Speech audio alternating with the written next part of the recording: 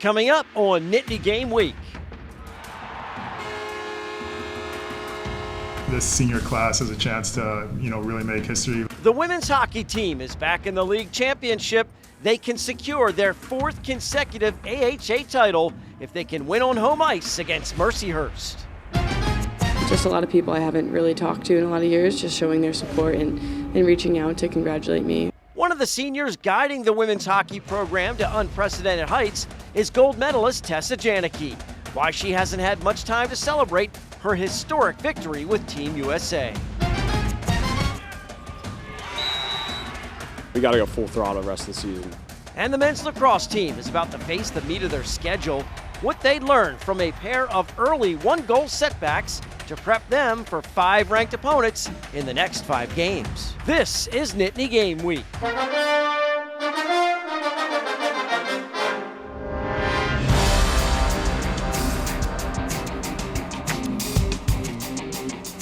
Hello everyone and welcome to Nittany Game Week. I'm Todd Sadowski alongside Ryan Yeh. A huge weekend for the wrestling team as they host the Big Ten Championships in the Bryce Jordan Center. Yeah, they've won the last 3 conference tournaments and go for number 4 in the BJC. Speaking of the postseason though, the men's and women's hockey teams reach the playoff season here and are both poised to make a deep playoff run. Later in the show, baseball returns from the Bahamas and men's lacrosse poisons an Ivy League squad. But we start with an Olympic return to the women's hockey team as they go for another league crown. The Lions host Syracuse in the Atlantic Hockey Americas semifinals at Pagula Arena. Defense leads to offense for Team Italy's Mathilde Fantin. She shoots and scores. The freshman gives PSU an early 2-zip cushion against the Orange. Then early in the third, on the power play, Team USA gold medalist Tessa Janicki takes a super feed from freshman Mika Keller and finishes off a hat trick in her first game back. With the game out of reach, can't forget about the third Olympian though on the team. Nicole Hall is on the score sheet with a goal. Penn State blanks Syracuse 7-0 to take a 1-0 lead in the best of 3 series. And same 2 teams back at it the next day. We're there in Hockey Valley for this one. Coach Campersol's team tied up at 1 in the second period. They go on the power play. Plenty of pressure on the net. Shot comes from out front here and from freshman Danica Maynard. The Q's is feeling good at this point, hanging close in game 2. Goalie Katie Disa stops all 16 shots she faces in game 1. Rock solid in game 2 as well. Snags this floater in front to eliminate any threat. Meanwhile, teams are going to try and be physical with Janicki to slow her down. Can't just throw her to the ice, though. That's a penalty every single time. So once again, the Lions are going to be on a 5-on-4 advantage. Penn State applies the pressure. Grace Outwater is going to fire once off the mark. They swing it right back to her. She fires again. This time, fellow sophomore Abby Stonehouse gets a piece deflected in, proves to be the game winner as PSU hangs on to win game 2, 2-1 and advance to the conference championship game against Mercyhurst. Awesome seniors, awesome leadership, and again, it's good to sort of experience the 5v6, that kind of stuff, kill a penalty late, whatever it is. And so being in those 1-goal games, I feel like they're pretty confident in terms of what they're doing, and they're still focused on their goal. And this senior class has a chance to really make history, win our league every year. And then, do some damage and hopefully win NCAA. The women's team have now tied the program record with 31 wins. Next step is the winner-take-all league championship game. The Nittany Lions host Mercyhurst. Puck drops at 2 p.m. in Pagula Arena on Saturday afternoon. Now, the women's Frozen Four is taking place in Hockey Valley this year, so the Lions have a huge home ice advantage during the postseason.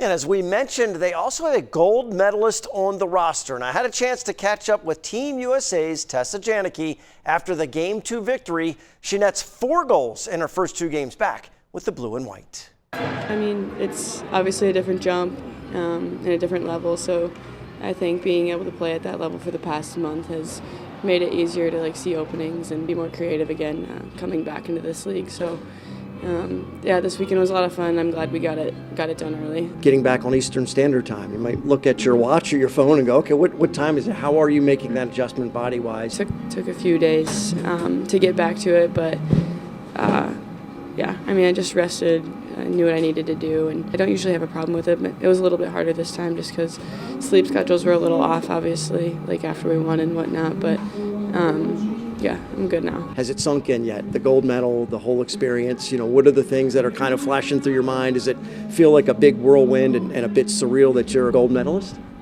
I feel like I really haven't had the time to step back and take a look at it yet. I think I'll have time for that after the season because obviously right now our focus is back with this team and getting this team as far as we can.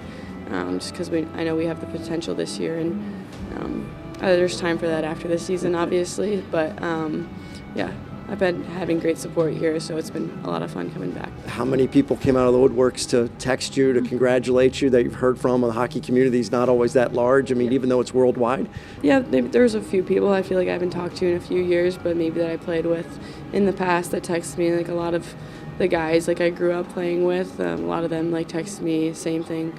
The girls, there was very limited at the time, but just a lot of people I haven't really talked to in a lot of years, just showing their support and reaching out to congratulate me. It was cool to have that kind of community and obviously my hometown as well. Before you went there, we knew you were looking forward to just being somewhere else and some of the other things and being in Italy.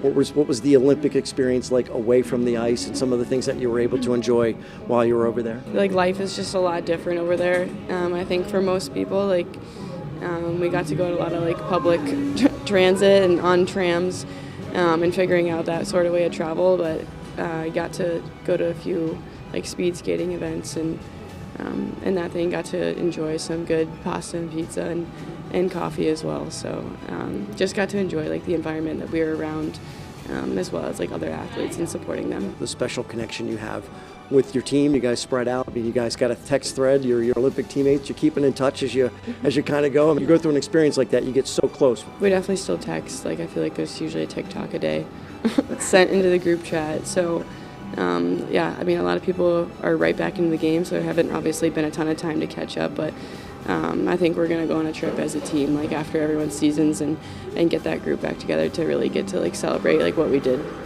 together and just enjoy that time together. On the men's hockey side, a successful regular season wraps up after 2 home games with Wisconsin. Of course, the outdoor hockey game, one of the highlights of the year. Despite the overtime loss to Michigan State, they reached 20 wins for the 7th time in the past 11 seasons. Coach Guy Godowski reaches 250 career wins with PSU. And this Wednesday, the Nittany Lions begin what they hope is another postseason journey back to the Frozen Four. They're at home for the Big Ten quarterfinals with a 7 p.m. face-off in Pagula Arena. Shifting over now to the hardwood, it's been a tough season for Penn State thus far. However, with all 18 teams making the Big Ten tournament for the first time, confidence-boosting wins this late in the season can go a long way. The Nittany Lions with the chance to do just that against a solid Iowa Hawkeyes team last weekend. We picked this one up in the second half. PSU down 38-34, minute in, now down by 7. A great defensive play by Josh Reed makes the stop at the rim. Fast break the other way. Caden Mingo takes it coastal. Defenders everywhere, and despite the contact, sinks the contested layup for Penn State's first points out of the break. Now within 2, Mingo gives it to Ivan Juric in a post. A very nice spin move that leads to the nice under the basket finish. We're all tied at 45. The seesaw game continues in just under a minute to play. Penn State trails by 1. Haven't scored in over 8 minutes, but Juric with the pump fake 3 to Reed in the low block spin. Textbook layup is good. The Nittany Lions retake the lead. Reed ends up with a career high 25 points. This one building to a dramatic finish. Under 10 seconds, Freddie DeLeon brings it up. Calm, cool, collected, drives to the hoop, and forces the tripping foul. Free throws coming up to seal the upset win. Both are good. Timeout Iowa, and the drawn-up play during that timeout is going to be busted. Great defensive plays by the Nittany Lions. Don't even allow a shot to get off in the dwindling seconds. Penn State steals the upset win over Iowa, 71-69. For Coach Mike Rhodes, a game like this is a teaching point ahead of even more important games coming up. They don't cancel the game when it doesn't go your way or somebody gets hurt. You only have a couple timeouts to regroup. So, it's sort of why we're here, right? The adversity part is what these young people need to learn all the time. And sometimes we learn it through basketball in the middle of a game like today, and just keep going. Forget it. Forget the last play, good or bad. Just keep going. And it's sort of the lesson that you got to learn while you're playing sports. And I've always been like that. Just keep going, see what the next play is going to do for you. The Nittany Lions wrap up the season at Rutgers, and then it's tournament time. The Big Ten tournament set to be hosted in Chicago, tipping off on Tuesday, March 10th. Last season culminated with a trip to the Final Four. Expectations are high once again for the men's lacrosse team. How they respond to a pair of early one-goal setbacks coming up. More Nittany Game Week is on the way. The opening drive is sponsored by R&R Express. Every shipment moved contributes to autism research and inclusion through the Excel Foundation. Learn more at wearerr.com. These are more than just trucks. Every shipment moved by the R&R Express family of companies contributes to the Excel Foundation for Autism Research and Inclusion, funding safe spaces like the sensory room at Penn State's Beaver Stadium and a special event sensory trailer, and giving thousands that were unheard a voice. Now is the time to amplify non-speaking voices and drive meaningful change. These trucks are powered by purpose. Every week, our groundskeepers are meticulously mowing, painting, repairing any damage from the previous game in preparation for Saturday. Our contributions to the team are providing safe playing surfaces for the athletes to showcase their abilities on. There's a lot of history here. Being able to be a part of that has been incredibly special for me.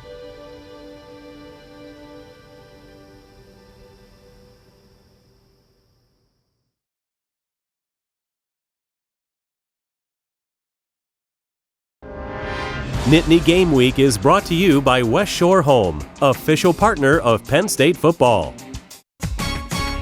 We are back on Nittany Game Week. Ready or not, here it comes for the men's lacrosse team. The gauntlet of their schedule is on their doorstep. 5 consecutive ranked opponents: Cornell, North Carolina, Maryland, Ohio State, and Johns Hopkins. Yikes. Well, coming off a Final Four appearance last spring, the Nittany Lions are up to the challenge. All we did was focus on getting organized first and then attacking. It's a big part of our success, just getting organized, our 6 guys on the field. And the last couple losses we've had, we didn't get organized at all. So we want to get organized and then attack from there. This past Saturday, the Nittany Lions run out to a big lead over Yale and put them away in the second half to improve to 3-2. The 2 setbacks are by 1 goal each. It's college, so the team went to school on their mistakes. After a loss, I think our guys have done a great job of responding. Unfortunately, after wins, we just haven't done a great job of coming back and managing the details throughout the course of the week and focusing more on what provided the opportunity to win versus just the win itself. So I was proud of the way they at least bounced back today. Now the challenge is, can we just sustain some of the little things that we did today? Not much margin for error for the blue and white from here on out. Wherever they need to improve must be addressed quickly with a rough road of quality opponents ahead. The team is equipped and appears ready for the challenges that arrive one by one. And I think our guys know that with Cornell and Carolina, before we even get into conference play, you're going to have 2 top 10 teams. What's coming ahead of us is a gauntlet of talent, but at the same time, we can be as well if we manage the day-to-day efforts that we have. We got great leadership, so I'm hoping that these guys are going to be able to just corral the guys before we leave the locker room and recognize how important it is to immediately just turn our sights on recovery tomorrow and then preparation next week. Got to go full throttle the rest of the season. We've been coming out to a mindset this week and weeks moving forward with practices that, we're fighting to stay alive towards the end of the season. We can't really afford another loss, like you said, but it's good because it's bringing a lot of hunger in our guys. We kind of snapped into reality that, listen, this is the 2026 season. We've been waiting all fall for this, and we can't let it slip. So we're going to keep doing what we need to do to keep getting wins. Now, the women's lacrosse team enjoys a rapid ascent in the national rankings. New coach Kayla Trainer has revitalized the program with their first 6-0 record since 2017 and the best start by a first-year Penn State head coach since 1986. They have 2 ranked wins on the season against Pitt and Cornell and host Colgate on Wednesday afternoon. Down by 1 in the first, the Nittany Lions awarded the free position shot, and Delaney Radin capitalizes. Rifles a shot, bottom right corner. We are knotted up at 1. Then, great playmaking ability here. Penn State up the field quick.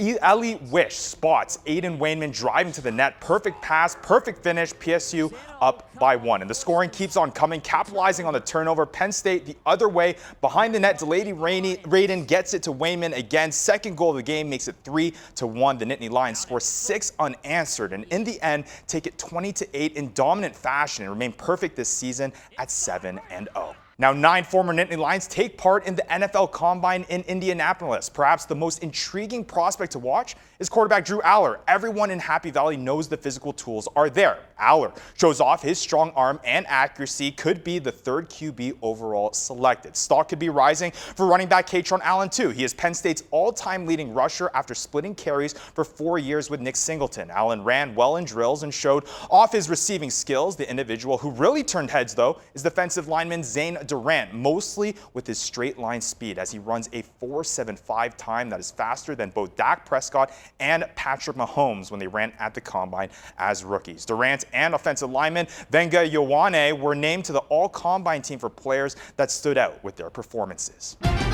Up next, we gave you a sneak peek a few weeks ago at the new exhibit at the All Sports Museum. We sit down with the man responsible for all of the incredible images on display. We sit with photographer Pat Little for our Impact interview. Nittany Game Week returns after this. Good morning. Door install. Let's show these guys how it's done. What's up around here? Oh, no. All part of the plan. Taking doors off, putting doors back on. What a world. So I just gotta come back tomorrow and finish the trim. There's a reason West Shore Home is America's most trusted home remodeler. That looks good. West Shore Home, remodeling reimagined. Pocono Mountain's midweek deals. It's really like the thrill of the race. Midweek deals are all the thrills you can handle with prices that won't spin you out of control. Midweek deals give you less of a crowded field to enjoy your stay. So visit the Pocono Mountains during the week. You know the real thrill of the race is winning. Our midweek deals are a race you can always win. Find midweek deals at PoconoMountains.com.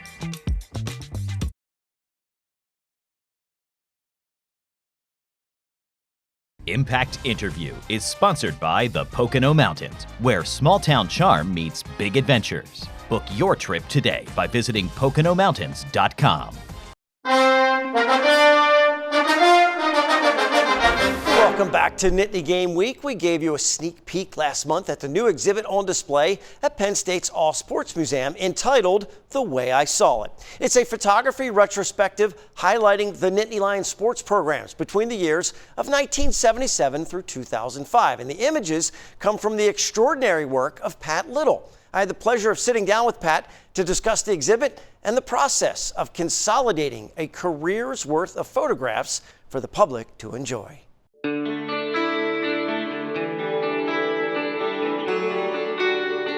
When you walk in, what do your eyes go to and where does your mind go to, Pat, when you see a career's worth of work on display for everybody to see?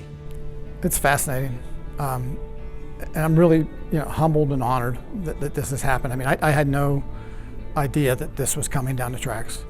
And then all of a sudden now, things I did 20 to 50 years ago are being seen again. So I'm more grateful that I can see my old work. But I also, when I was searching through my negatives, I found things I didn't realize I had. And that was kind of interesting. And looking through them, it was like reliving it all again.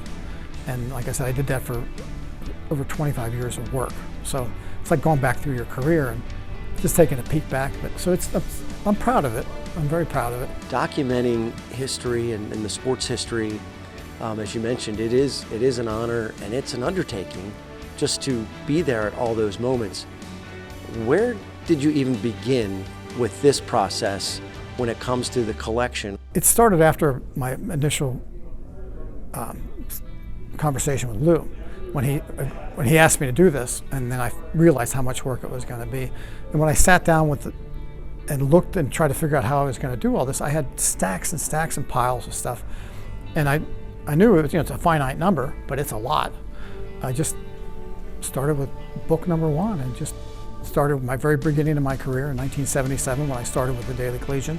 I went through all my stuff. I looked at everything. And mainly searching by sports. I mean, if I pulled out a sleeve of negatives, I'd see that it was sports, and I'd hold it and then see if it was Penn State or not. And sure enough, I just went through one book at a time. Go through a book, move it over. Go through another book and look at, move it over. And it just took me 9 straight months of that. You've got fans, you've got stadiums, you've got coaches. What will people notice about how all-encompassing this is? Our drive in this whole thing was when you come to see the images here, that you feel something. You know, you feel like you're remembering a time, remembering a place, remembering a play or a player, or just a feeling you had. And that's what we wanted to invoke. We just wanted to invoke some kind of feeling. And as you walk through, I think you get that. I mean, some of these things will make you smile, some will make you laugh, and some of them will make you cry. So we did our job. There are images here that have never been published. And that's what I really like, because the things that didn't make print, that I might have liked better, that made print that day, are now surfacing. And there's images here nobody's ever seen. You say you wanted to evoke a feeling and some emotion. So what does it mean to you? What kind of feeling do you think it's going to, and emotions will it evoke as far as the general theme about Penn State? I think it shows a great deal of pride. I mean, it shows pride from me of my work, but I think through the images that we selected, we showed the experience of being a fan. We showed the experience of being an athlete. You know, what does it take to do this, you know, as an athlete? I mean, it's an incredible amount of time and energy to become an athlete like this. So I was just hoping that I captured something that they did. And then with the fans are there too, you know, and I tried to capture how the fans reacted and what they did, and you know, and the things peripheral to the sports, like the band and the cheerleaders and things like that. So it's the whole experience of being going to a Penn State athletic event is what I think we brought forward here in ways you may have never seen them before. Thanks to Pat for the time and great insight behind some of his indelible images. Make sure you go to nittany-game-week.com for all of our Impact interviews, along with other web-exclusive content. Don't go anywhere, still to come. Baseball in the Bahamas, not a bad place to end February. How the team fares in the tropical setting next. We're heading into the final minutes on Nittany Game Week. All year, always watching some game. It's always sports. When's halftime? Give me spas, new adventures, experiences. And romance. Okay, everybody, here's the big play. Beautiful rooms, romantic dinners, spa time. She'll love it. Coach, no X's and O's? No, just hugs and kisses. It's 3rd down and goal, and it's Valentine's Day. Yeah. Won't she be surprised when your big play is her big day? Book a Pocono Mountains vacation. These are more than just trucks. Every shipment moved by the R&R Express family of companies contributes to the Excel Foundation for Autism Research and Inclusion, funding safe spaces like the sensory room at Penn State's Beaver Stadium and a special events sensory trailer, and giving thousands that were unheard a voice. Now is the time to amplify non-speaking voices and drive meaningful change. These trucks are powered by purpose.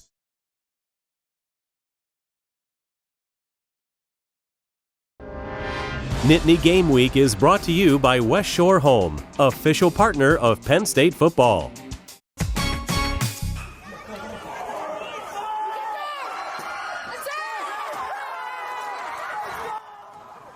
A walk-off win for the baseball team in the Bahamas. Nittany Lions and Indiana State Sycamores tied in the 11th inning. Bases loaded for Cole Mercado. He hit a grounder to the shortstop. Throw home misses, and Penn State wins 9-8 in dramatic fashion. The Nittany Lions take 1 of 3 in their overseas trip. A matchup with Texas Tech is on the docket this weekend. Now it's time to highlight some standout Penn State athletes in our Nittany Game Week Dean's List. Starting to see some repeat winners, including women's lacrosse Rockette Allen. Again on the list as she earns back-to-back Big Ten Freshman of the Week honors after a hat-trick performance against number 25 ranked Cornell. On the men's side, we got 2 for you. Alex Ross earns a spot on the United States Intercollegiate Lacrosse Association's Team of the Week. And Jack Iantuano is your Big Ten Freshman of the Week. In softball, you saw her last week, you see her again. Allison Oneacre is Softball America's #1 ranked 3rd baseman, and and joining her is Bridget Nemeth, the 24th ranked pitcher. Congrats to this week's Dean's List honorees. Well, we enjoy bringing PSU fans and alumni together with our Nittany Connect network at nittany-game-week.com. The idea is to partner with businesses that support the show and let our viewers know about their great products and professional services. And nittany-game-week.com is the location for all of our web exclusive content, airtimes for our network of stations, previous episodes, and impact interviews. And while you're visiting the website, make sure to submit your pictures from any of your tailgates and games you attend, because we always finish with some pride pics. That's right. Show us your spirit. For Ryan, I'm Todd. Thanks so much for watching Nittany Game Week. We'll see you next time.